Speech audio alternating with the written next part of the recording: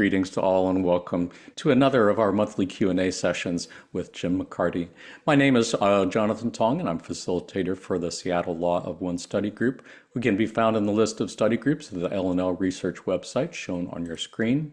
We do also have a Facebook group and we do meet on Zoom twice a week, Tuesdays from 3 to 5 p.m. Pacific time, Saturdays 8 to 10 a.m. Pacific time. You don't have to live in Seattle or anywhere near Seattle to join our Facebook group or our Zoom sessions. Anyone who's interested and available is welcome to join. Just contact us at seattlelawofone@gmail.com to get on our mailing list. We send out emails once a week to let you know what we're going to be talking about that week, and Zoom links as well. We do also have a YouTube channel where we keep recordings of our podcast episodes, as well as recordings of previous Q&As with Jim McCarty, as well as Q&As with Austin Bridges, Gary Bean, and Tricia Bean from the L&L Research Channeling team.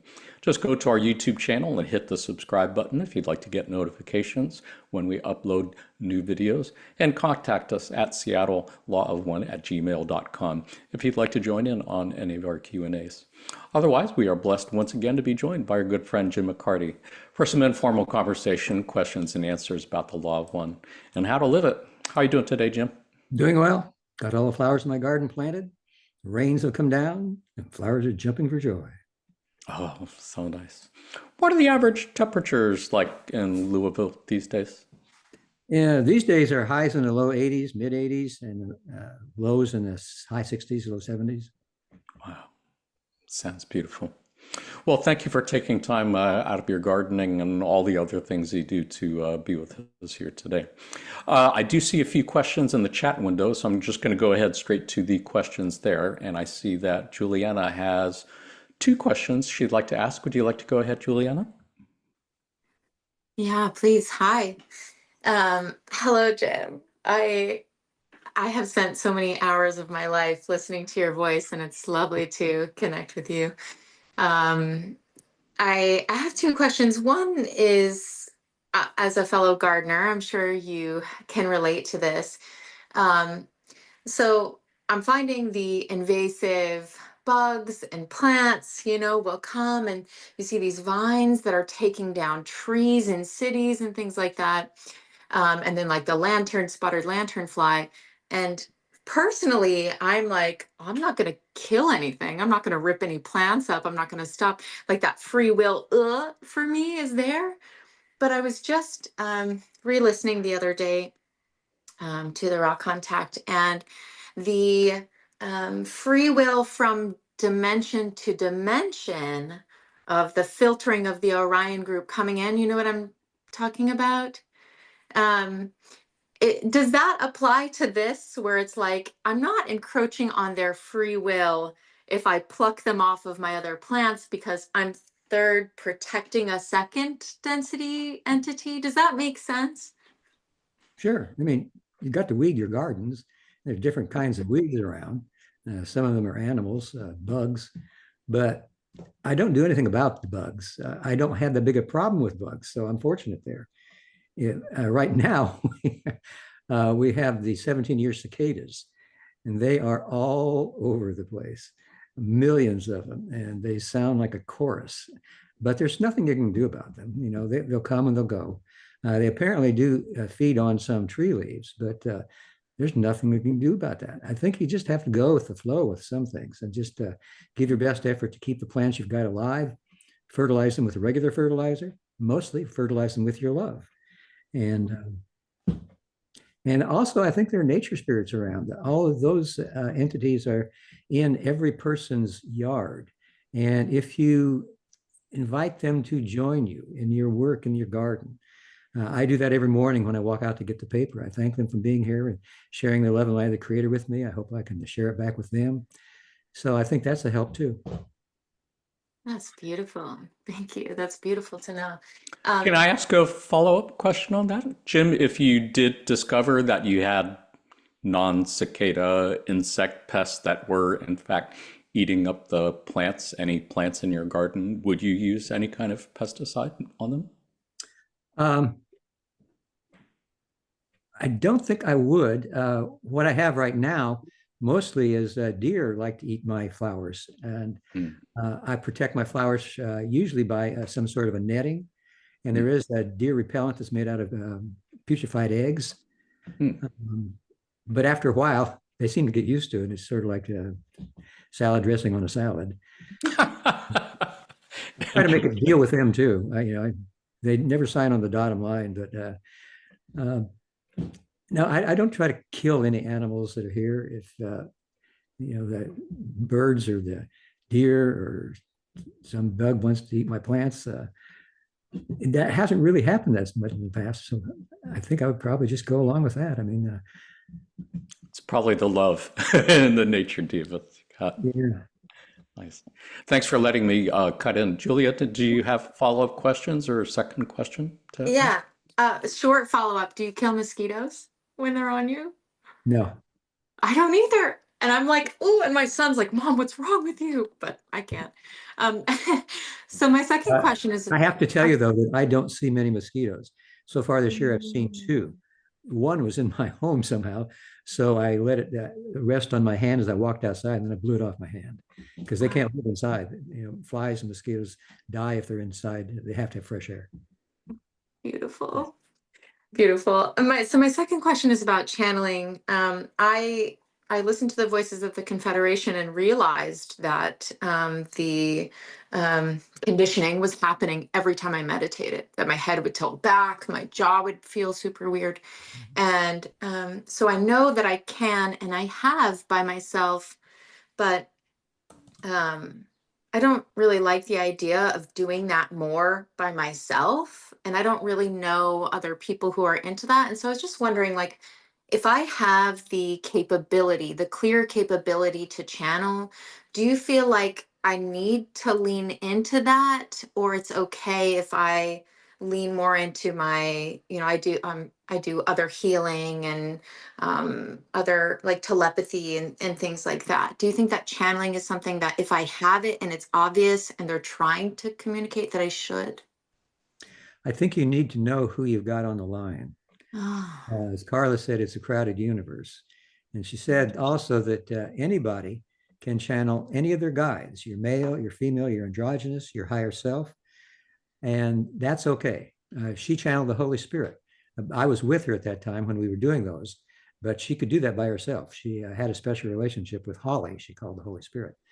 But I think that if there's any other source, you need to find out who it is, and you need to have another couple of people with you.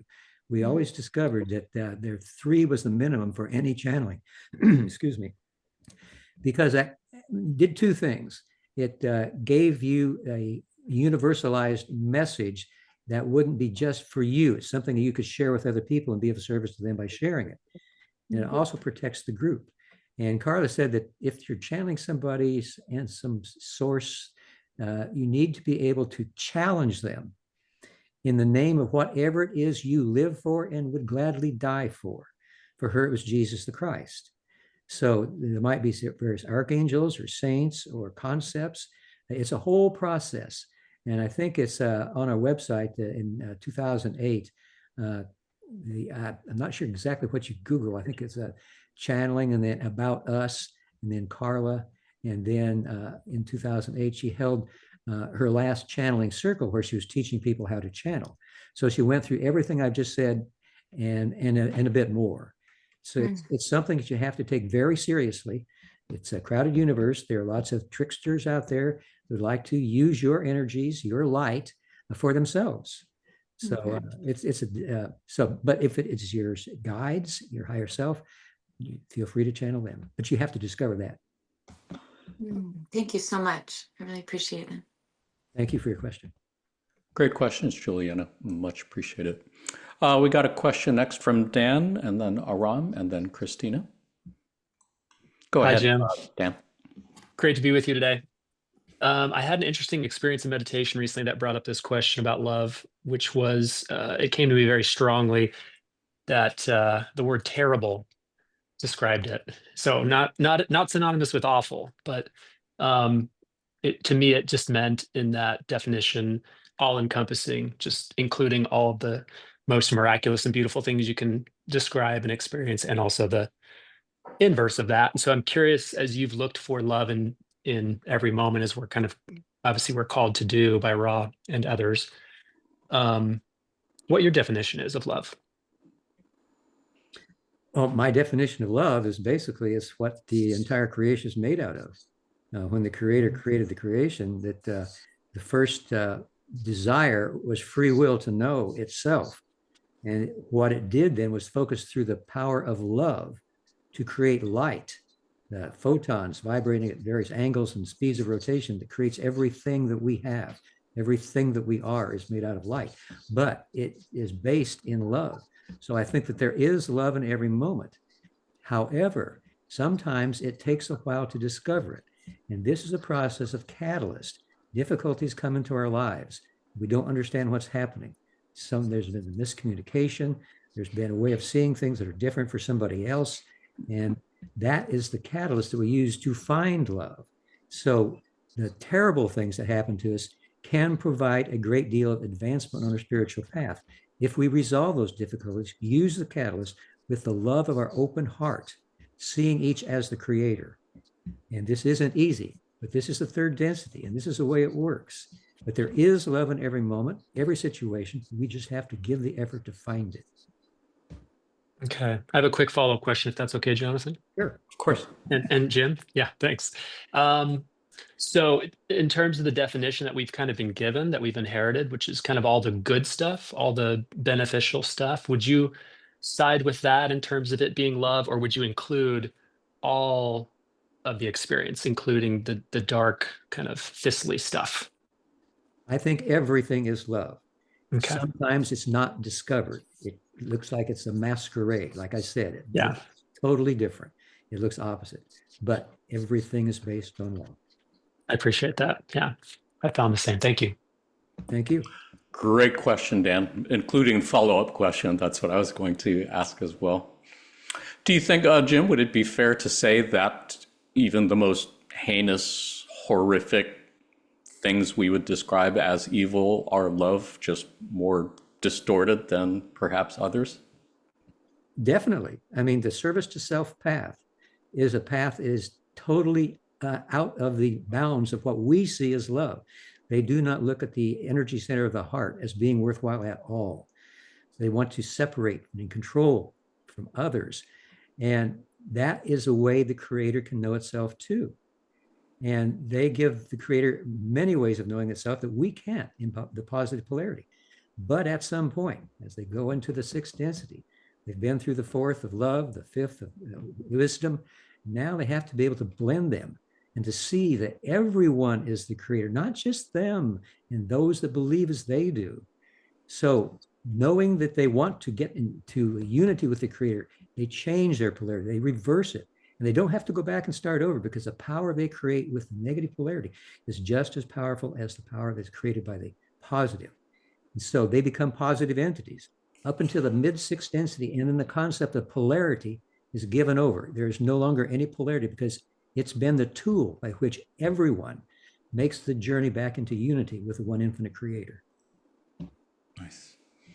You know, I was just thinking about this the other day, and I wish I could remember the passage, but there was a passage from Quo where I think that question came up of whether entities on the service to self path, before they rejoin the service to others path in sixth density, if they have to do some sort of karmic healing or retribution or restitution for all the harmful things they've done to others. And Quo said basically, no, affirming what you said, they don't have to go back and like start over. And they said something to the effect that for negative entities, karma is delicious. I'm pretty sure delicious was the word that they used to describe it.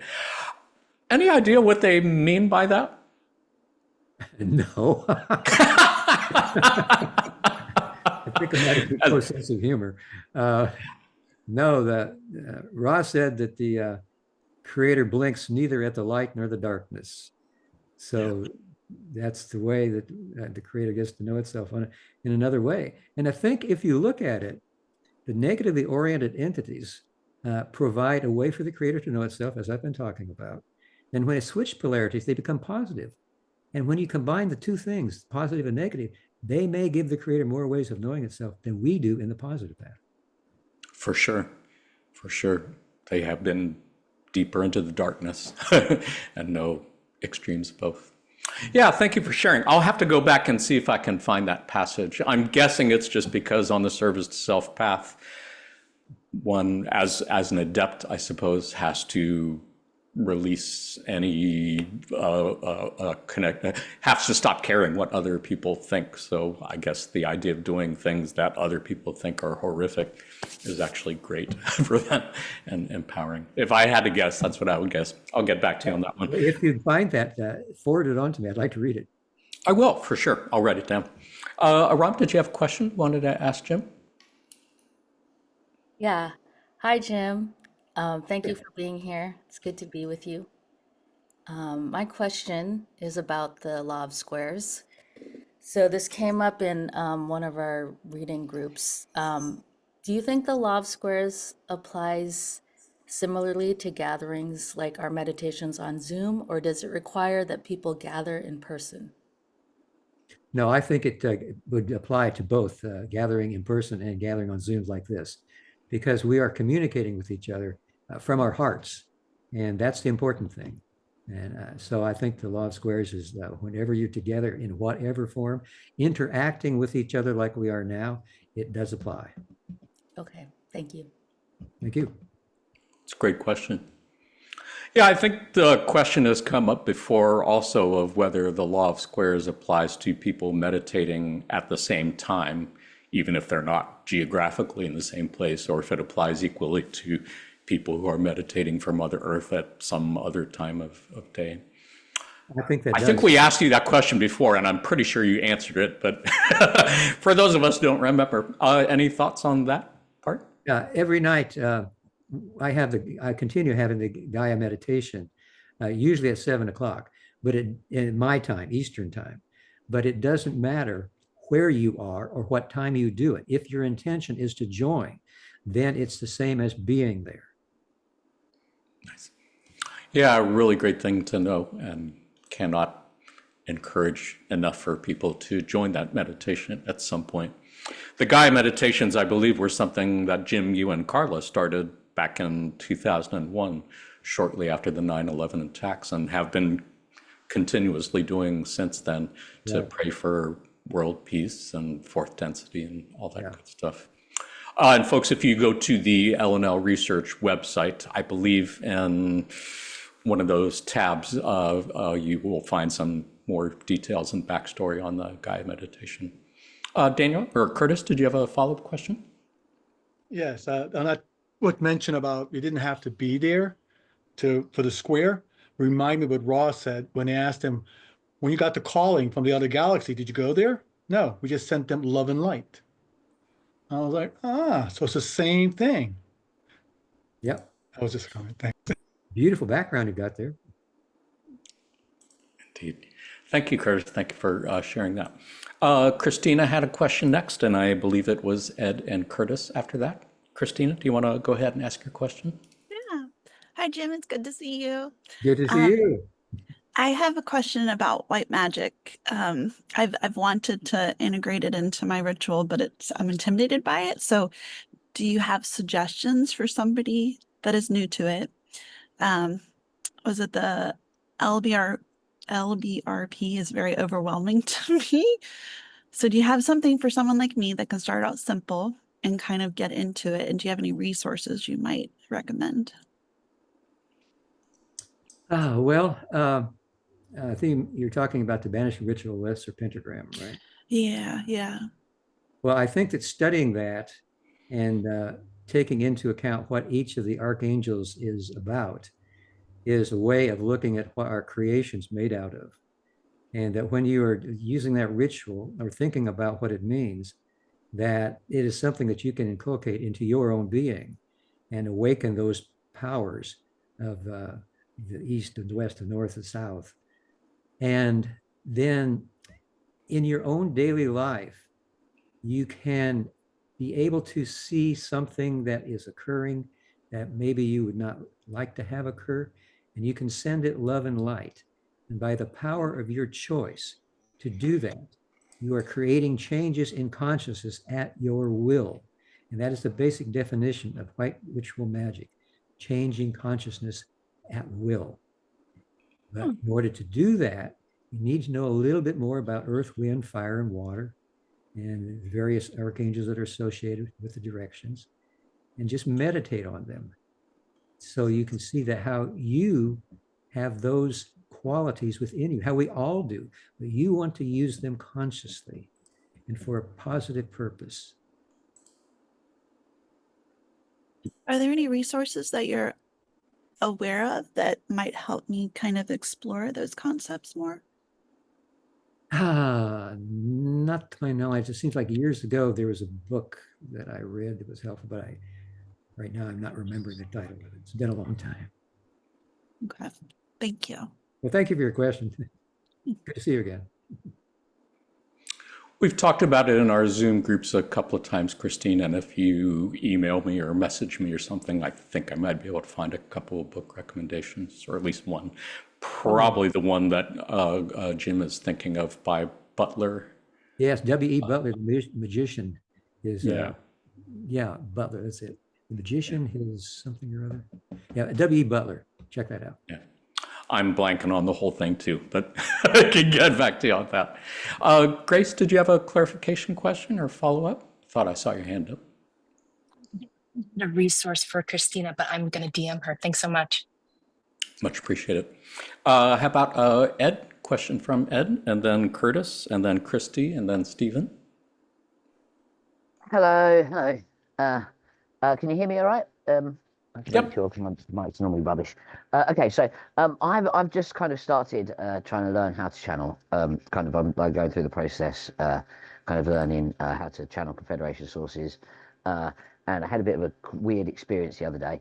So I just wanted to know, like, Jim, what kind of specific details do you have in your kind of inner realm, as it were, that you use for the actual channeling process? I mean, is it the same as the ones that Carla lays out in the channeling course you mentioned earlier? Because I read that was wonderful. I mean, do you have any specific kind of nuances to your own little inner realm?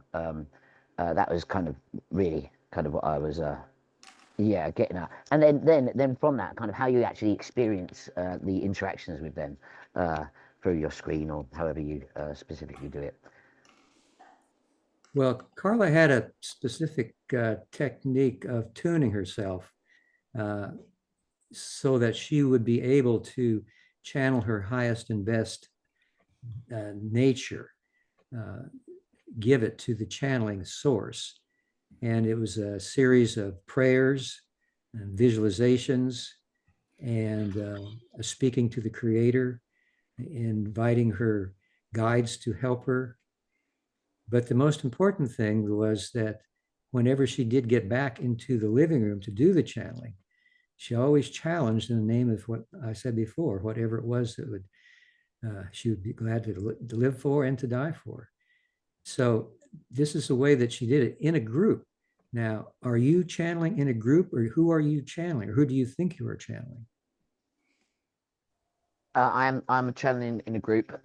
We're all trying to.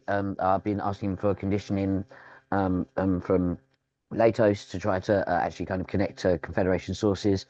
Like I said, I've tried to follow Carla's protocol as much as possible. I'm doing it in a group with a couple of other Law of Honor seekers. I believe that you met Ashley. Ashley. She's kind of like mentoring us, kind of, I really feel like I've had fantastic progress so far. I'm really feeling really confident and really kind of, I don't know, excited about the whole process. But I just wanted to know if there's any kind of like, because I mean, like I said, I read about how Carla did the specific tuning processes, and I feel like that she did mention that everyone kind of has their own kind of specific way of doing it. Kind of, I just wondered whether you had any, specific, unique kind of your own way of doing things, kind of that you personally do. Well, when I was channeling with Carla, I would challenge in the name of Christ consciousness. But then after she passed into larger life and I had my own experience with Jesus, I now challenge in the name of Jesus Christ. And I'm not sure what else that is the only change I made in my process. I use Carla's tuning process that I just mentioned to you, various prayers and visualizations, and her dedication to the Creator to do the best that she could. And then I believe she also uses visualizing the various chakras and clearing them from the red on through the violet, according to the nature of the chakra. The red one being survival and sexual reproduction, and orange being relationships with each other, a one-to-one basis, and their basic acceptance of yourself. And then the yellow being the seeing yourself as part of a group and wishing to work with that group. And then the heart chakra being opening it as fully as possible to see the Creator in everyone. And then the blue of free and open and clear communication to others and listening to others as well. And then the indigo of the magical nature of the moment and the ability to create changes in consciousness at will. And then the violet, seeing the overall balance of all the energy centers and also seeing the sacred nature of each moment. So that's basically what I do as well. And she would also ask that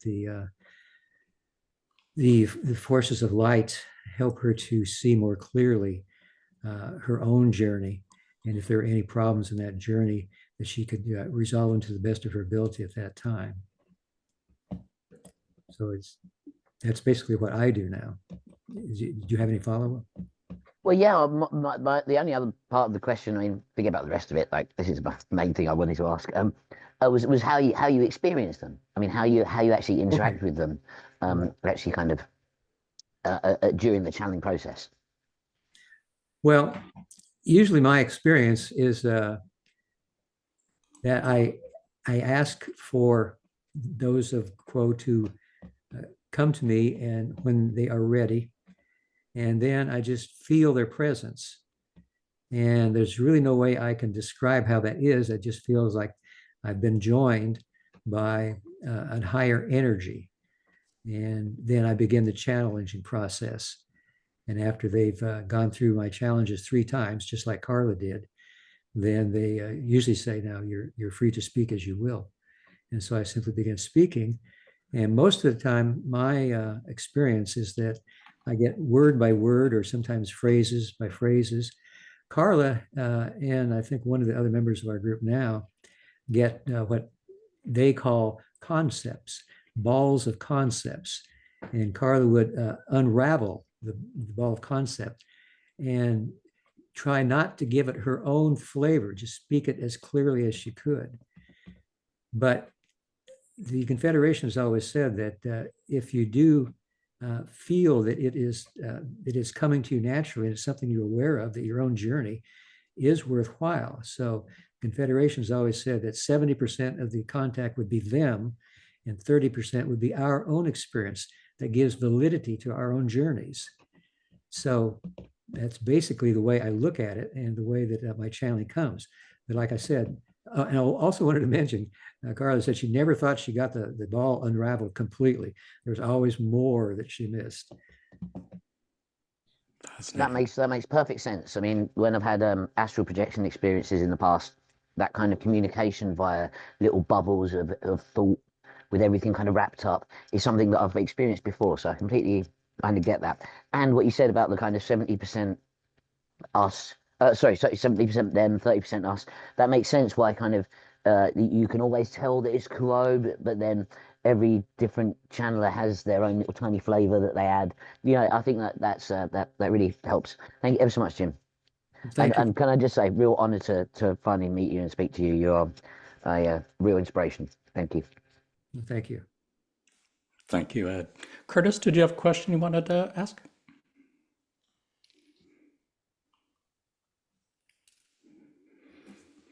Let's see, Curtis. Didn't realize I was still on mute. I just did it. Thanks. Hi, Jim. Hi, everybody.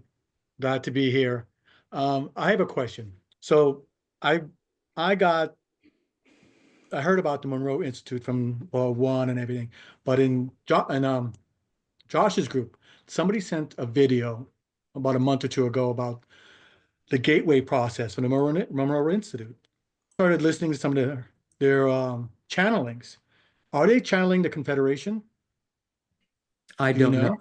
I've lost contact with the Monroe Institute. I used to, I guess, about 20 years ago, be in contact with them, but I don't know what they're doing now. Okay, so when I listened to it basically was a saying. You know how Ross says it's the same thing, but a different slant on it. It is. So I was like, wow, look at this. But then they have this thing called the gateway process, which is basically tuning yourself, like you just said, to meditate and use your energies in different ways.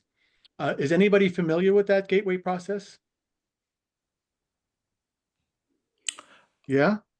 Okay. I think that's like one of the strongest things I've ever done.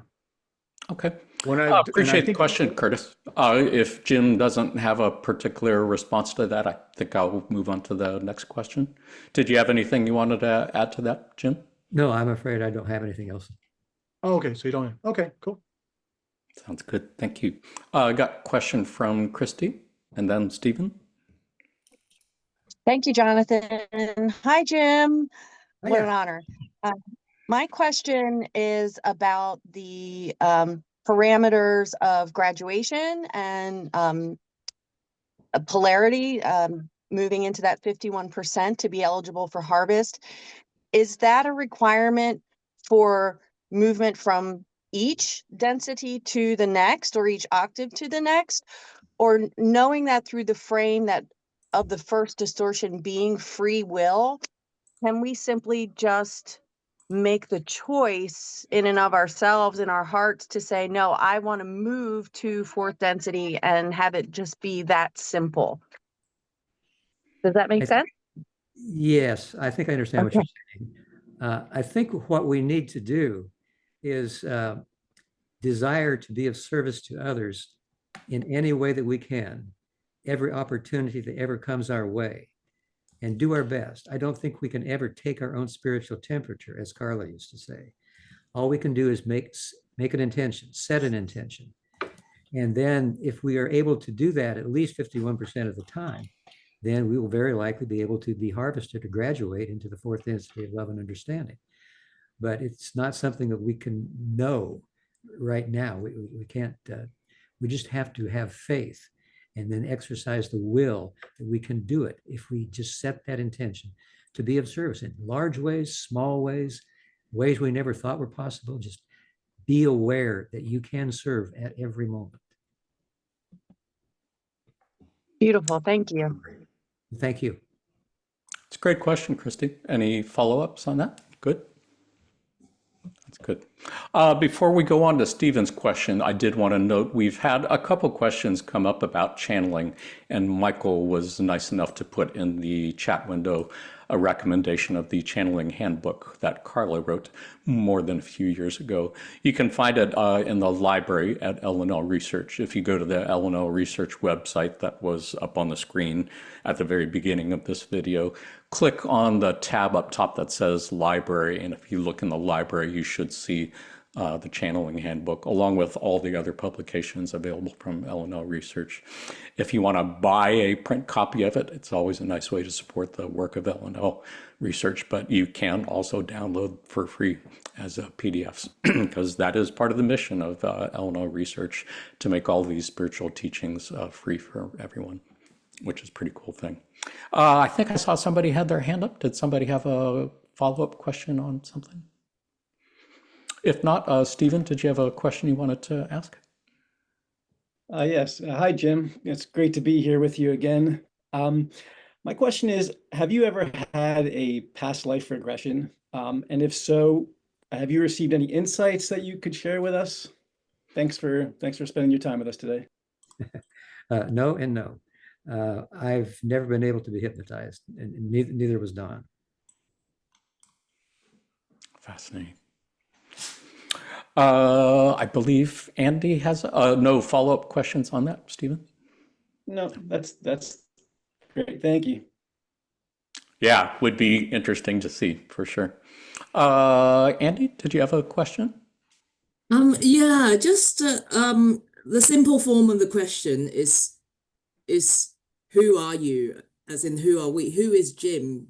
Like, and what I mean by that is like we're all individuated portions of the creator, and yet like we find within ourselves, often in meditation, that this portion of the creator dwells somewhere in the heart chakra, for me anyway.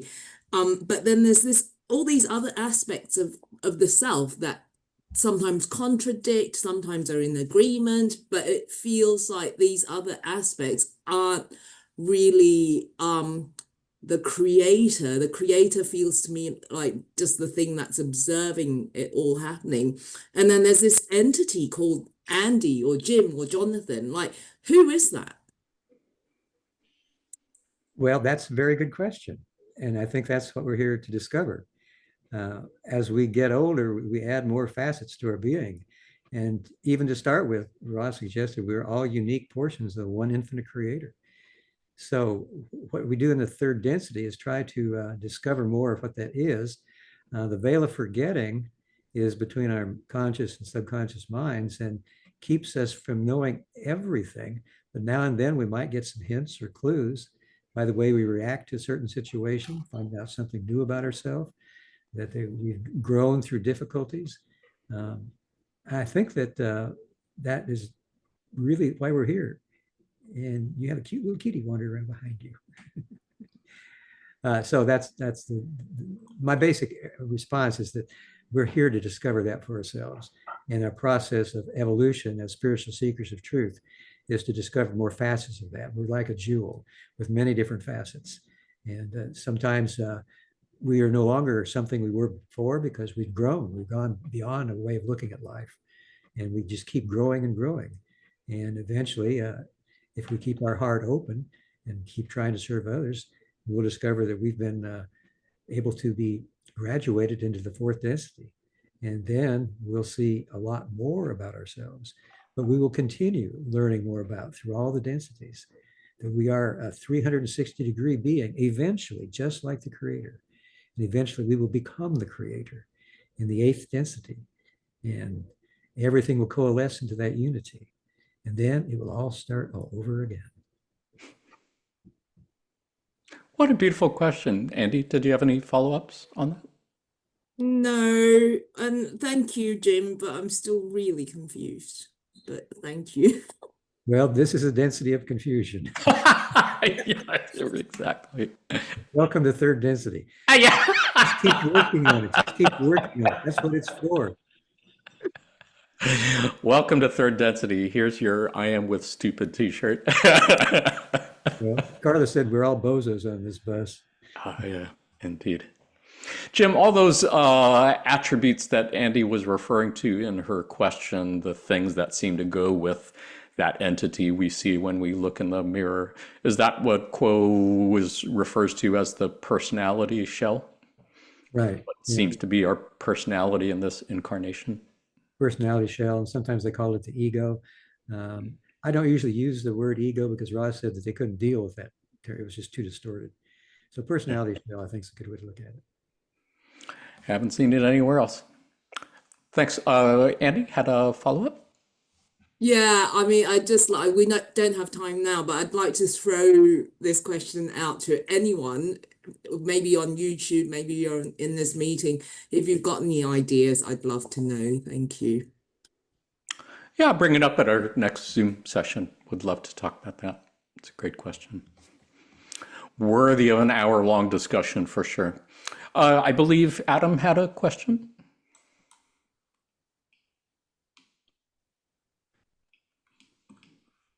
Are you there, Adam? Did you have a question? Do you want to unmute your mic? Yep, sorry, I'm just feeding the dogs real quick. Thank you, Jim, for being here. I had a question about the Council of Saturn. I know this has come up a couple times in our groups. People talking about, where are these inner planes, outer planes, like how far they reach out to. And I know Rod mentioned like an example of the outer planes could be like the Saturn's rings.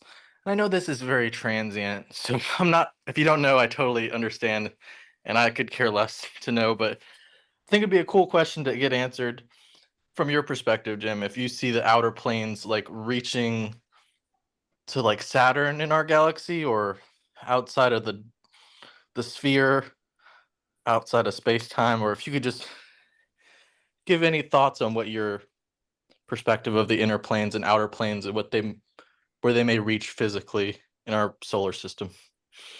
Well, I think that the outer planes or the space-time planes are what we are experiencing right now on this other side of the veil of forgetting.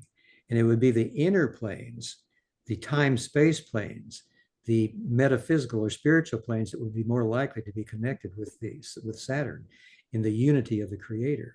Now, everything is the part of the unity of the Creator, but the way it manifests for us, I believe, would be the inner planes would connect us with Saturn, and the outer is more of the illusion that we are experiencing in third density. And that's just my opinion. That's my understanding of it too. I remember reading some passages where they basically said the outer planes is like the physical universe as we know it, or space-time as we experience it.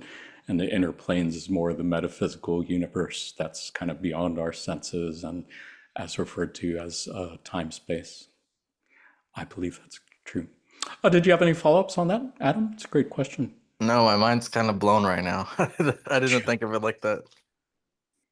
Yeah, so it'd be the whole universe, not just this little tiny part of the solar system. Which reminds me, Jim, I did have a follow-up question on that.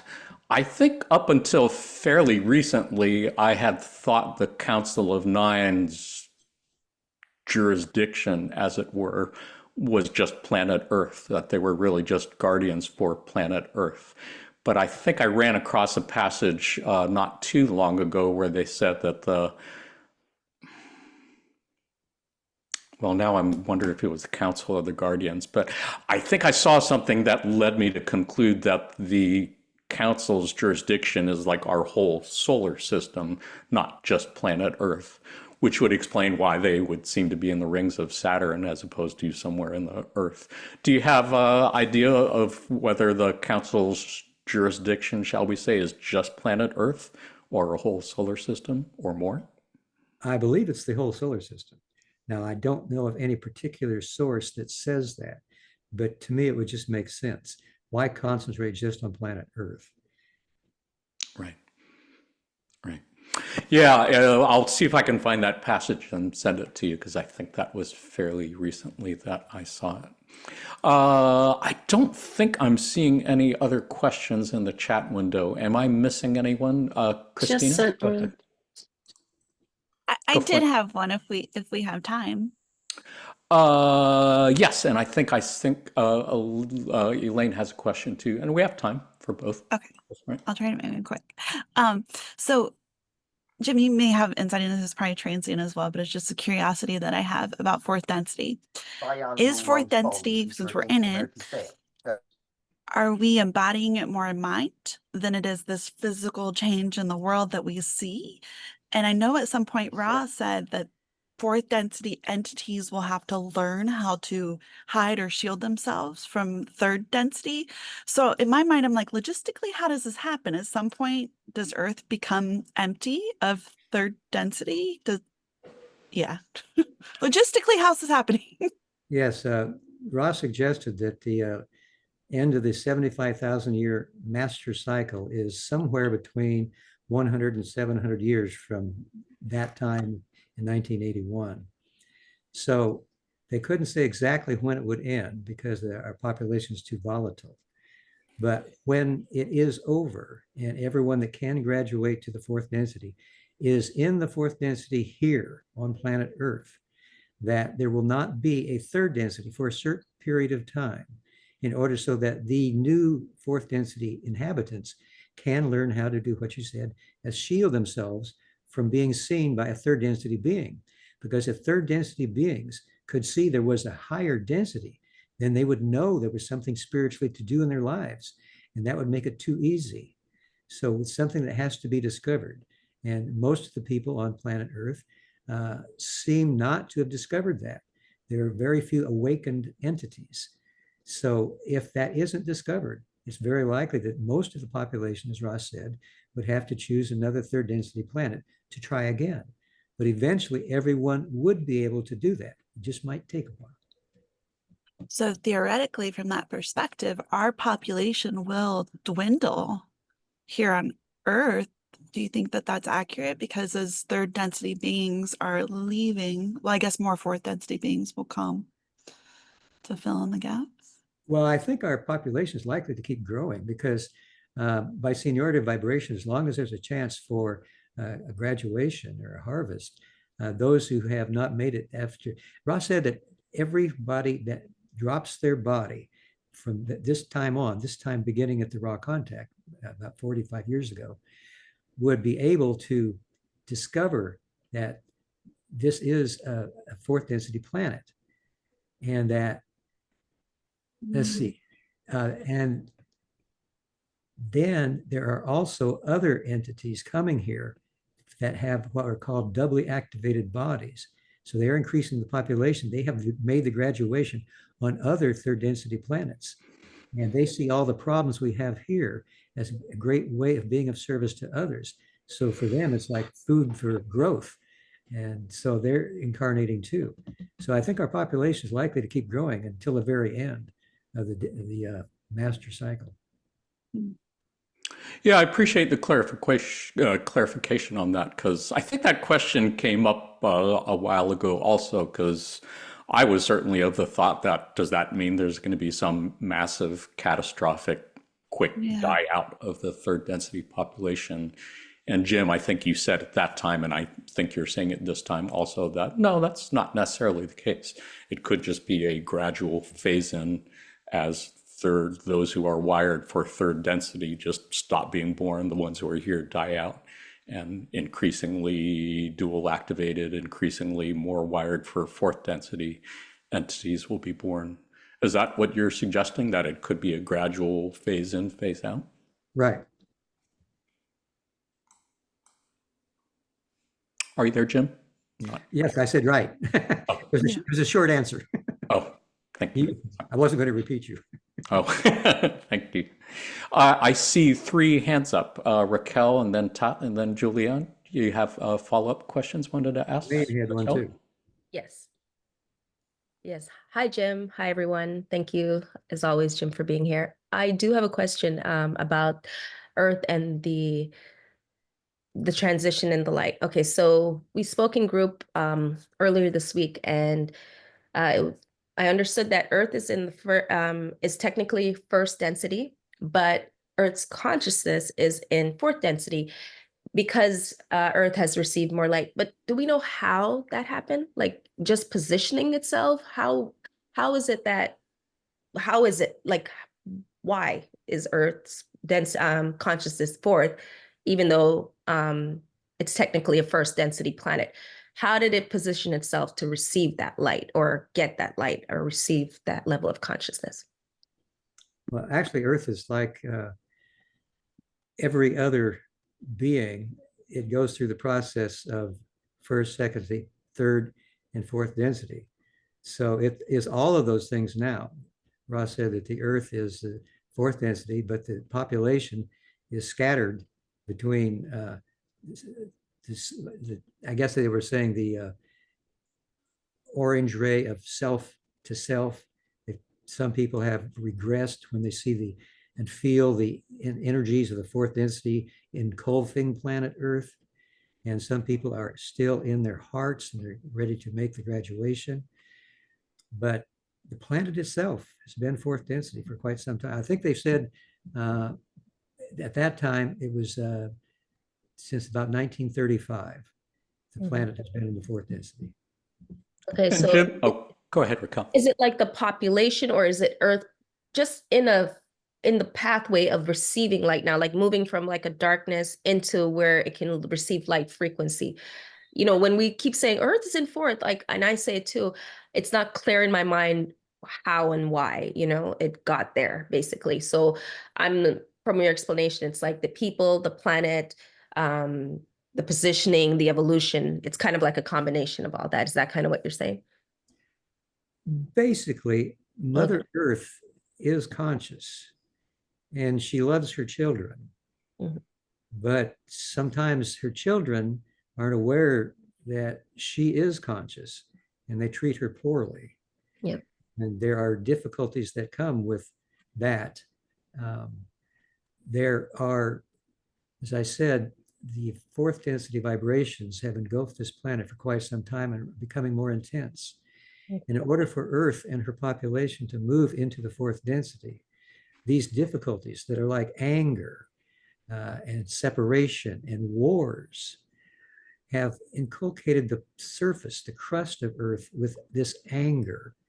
And in order for the planet itself, or Mother Earth, to graduate fully into the fourth density, there have to be these little, what we would see as large, but what she would see as little things like volcanoes and eruptions of tsunamis, tornadoes, and so forth that slowly release that anger rather than have it be released all at once and run the risk of destroying Mother Earth. So Jim, this is a process that she's been going through for quite some time.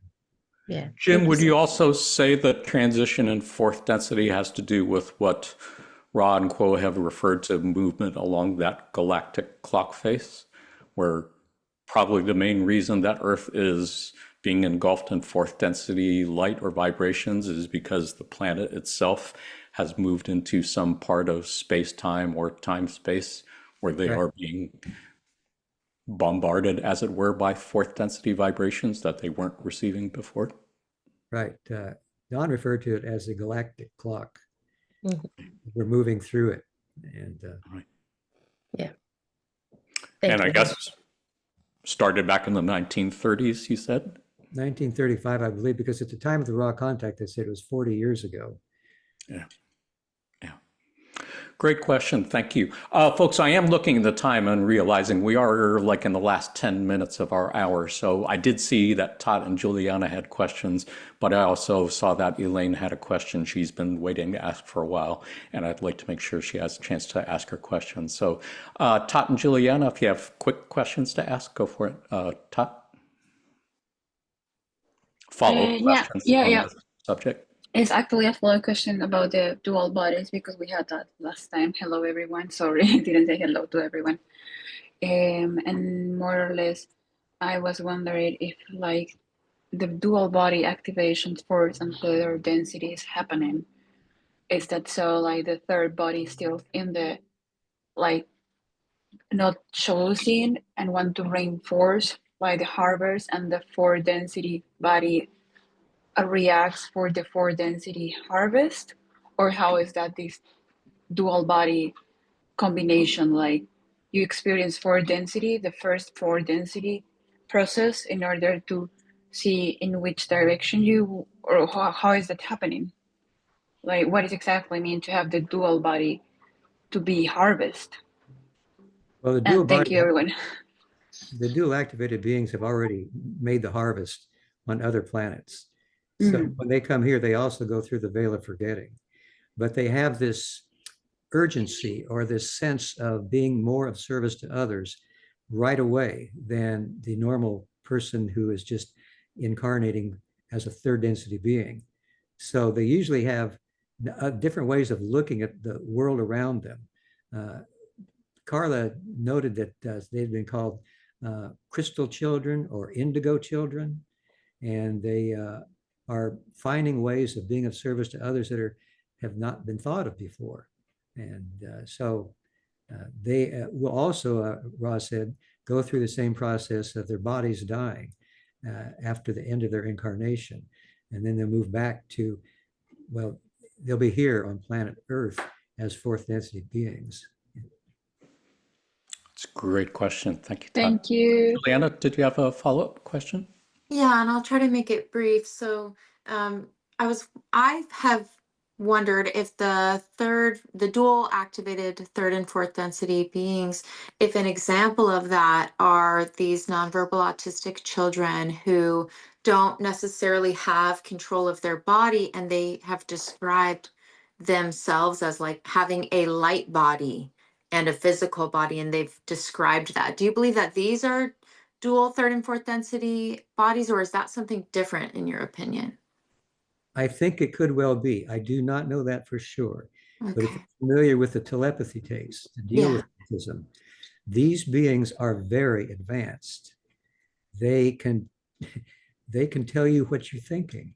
They read Yeah. minds, and they have their own ways of doing things to help grow others around them if we can pay attention to them and their abilities. Yeah, I thought that they were for sure third and fourth density dual activated, but then one of them said to me, I am a light bringer. And Right. that was something else Ross said. And so now I'm just not sure. So I was wondering what you thought. Thanks. Well, now light bringers in general are from another octave of Right. experience. And when Right. we walk through that light they provide after we've dropped our bodies, then that light is able to look at our violet ray and gauge our ability to walk in further. So the light bringers, that's a different category. Now the light bringers of the autistic children, their individual light is that which is, it's also part of the creator's light, but it's not quite the same as the light bringer from another octave. Thank you. That Great makes question. so much sense. Thank you, Juliana. Todd, I think I might have cut you off. I think you were trying to ask one more follow-up question about dual activation. No, not at all. Don't worry. That was my whole question, and I said thank you after it. So, no, thank you. Thank you so much. And thank you, Jim, for answering. Like, you always answer your questions. Thank you, Thank you Todd. just for holding the space. Thank you for being here. Elaine, I think we have time for one last question. Would you like to go ahead and ask your question? Okay, and thank you so much, Jim, for being here with us today, as always. So I'll read my question because I always get tongue-tied. So sorry, everybody. Back to 3D. Back to the definition of love and seeing love in everything in every moment. How does one get to seeing that love in the moment as we're witnessing very intense suffering of others? I realize that victims of war or violence have chosen that experience in their soul's path, but seeing that suffering seems to be an obstacle for me in seeing the love there, even though I also know that this is just another way for the Creator to know itself. So, do you have any thoughts on that and suggestions for how to help getting past that awareness of suffering to see the love in the Creator in the moment? And also, if you have time, do you think it's helpful for us to ask our guides, our angels, to go talk to their guides and angels and maybe find a crack in there to send some love and light uh, to help the situation? That's my question. Well, I'll take your last question first, and that is yes. Okay. Ask everyone that's having any difficulty at all to have their guides speak to those who are having difficulties, or if they're having difficulties, ask your guide what to do about it. Now, as to how I would look at the difficulties in our world today, obviously, there are more difficulties than ever before. Wars all over the planet, difficulties in every culture, in our own country. So I would suggest looking at the larger view, taking the overview. Look for the moment as if you were the creator, looking on planet Earth as a means by which you're getting to know yourself through everything that's happening. That there is no wrong move, that all is love. It may not seem that way, but after you leave your body and you get beyond the veil of confusion, you will see it. If you can see it, begin to see it while you're within the veil of forgetting, then you are growing spiritually, and you can send your love to anyone and everyone all over the world that is having problems. And your love, coming from the Creator through your heart, can give respite, optimism, joy, purpose, and helping the people that need it the most to feel those qualities, and maybe to get more of an overview themselves. People to become more conscious, sharing your love of the Creator, your knowledge of the Creator, your experience of the Creator, in your meditations, in your prayers, in your daily life as you walk through one place or another, one community, your neighbors who may not be agreeing with you on the political basis, seeing them as the Creator too. Don't let anything come between you and loving anybody else, no matter what they do, because they are the Creator, as are you. So beautifully stated. Thank you so much, Jim. Well, thank you, Elaine. Much appreciate the compassion in that question. Appreciate it. And Jim, thank you for the inspired response. It's beautiful. I did want to thank everyone for being here. As always, I learned a lot from everyone here and from the questions that you asked and from Jim sharing his thoughts and reflections. So it's been a beautiful time together. We are about at the end of the hour, so we just barely have time, Jim, for one more thing, which of course would be the pop quiz. Pop quiz, of course, is something we like to do at the end of these Zoom sessions, just to kind of end our time on a fun note and maybe look for Law of One connections in pop culture. So since today we are recording this on the first Saturday in June 2025, since there is so much interplay between the energies of service to others and service to self on this planet that has been about enslavement, it seems only fitting that we should have a pop quiz today on the holiday known as Juneteenth. Do you know much about Juneteenth, Jim? It only became an official holiday a few years ago in 2021, I think. Yeah, it took. Do you know much about the history of Juneteenth? Took about 2 years for the slaves in Texas to discover they were free. Indeed, indeed. Yeah, I will confess, this is a holiday part of our history that I really didn't know that much about. So I learned a bit about it in writing this pop quiz. So hopefully folks watching this or here on the Zoom session will learn too. So Jim, I'm going to ask you 3 questions about Juneteenth, see how many you can answer correctly. Folks on the Zoom call, you can put your answers in the chat window if you want. Those of you watching on video, you can say your answers out loud. We can hear you through time space. As always, points don't matter. If you had fun, you won. If you learned something interesting about this very important part of this country's history, you won as well. Jim, I think you already know the answer to the first question. First question is, how long did it take for the Emancipation Proclamation to take effect in Texas? Emancipation Proclamation being the proclamation that slaves in Confederate states and border states in the Civil War, slaves were freed. How long did it take for that to take effect in Texas? Was it A, year and a half, B, 2.5 years, or C, 3.5 years? I guess we'll go with 2.5. Yeah, 2.5 years, indeed. You would think a horse could get there faster than 2.5 years. Yeah. Well, it was the Civil War, and if I understand correctly, yeah, I mean, the proclamation applied specifically to states that were in control of the Confederates at that time, and Texas being the Lone Star state, being kind of independent-minded, didn't really feel like going along with that. So they held out as long as they could till about 2.5 years later, I believe, when the proclamation was delivered to the folks in Galveston, Texas. How about second question? Juneteenth is also known as what? Is it A, Freedom Day, B, Emancipation Day, or C, Jubilee Day? B, Emancipation Day. You are correct.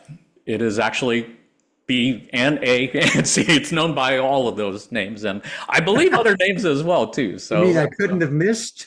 You could not have missed. Yeah. But yeah, Juneteenth. I think Freedom Day might be the one other name that it's used most often. But anything to celebrate freedom and ending of slavery, I would say, would be a good thing. Clearly, something we're still working on. How about one more question? Which is the official Juneteenth flag?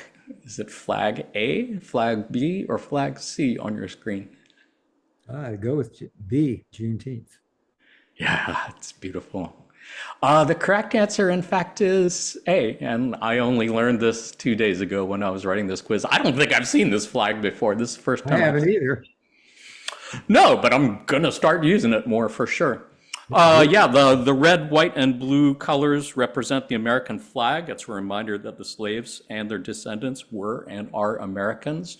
The arc that extends across the width of the flag represents a new horizon, the opportunities and promise that lay ahead for Black Americans.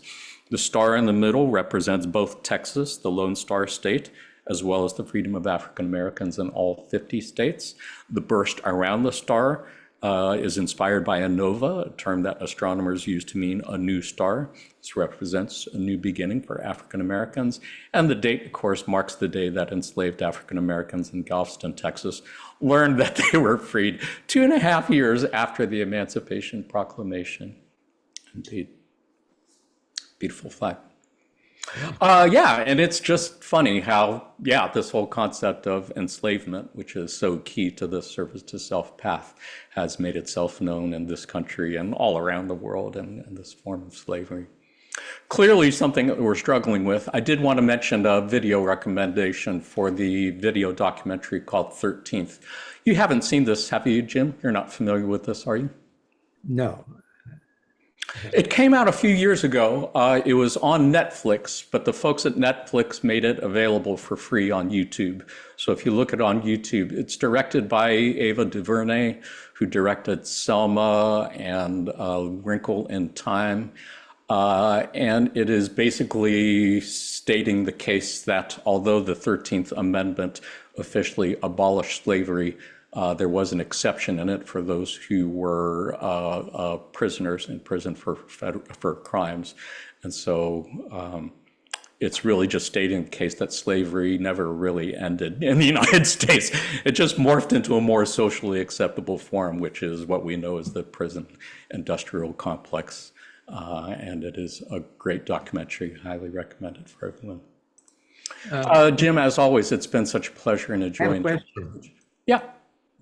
It seems like I've heard in the past that if a Black person can document the fact that they have parents or grandparents or relatives that were slaves, there is a reparation that's available to them. Are you familiar with that? I have not heard anything about that. Anyone on the Zoom call heard anything about that? There have been attempts for reparations, and I think I just saw an article that the Tulsa, oh gosh, I don't want to say anything because I don't know, but recently there have been some efforts at reparations, and there may be something coming along in Tulsa. And I recall reading something about in Oakland, California as well.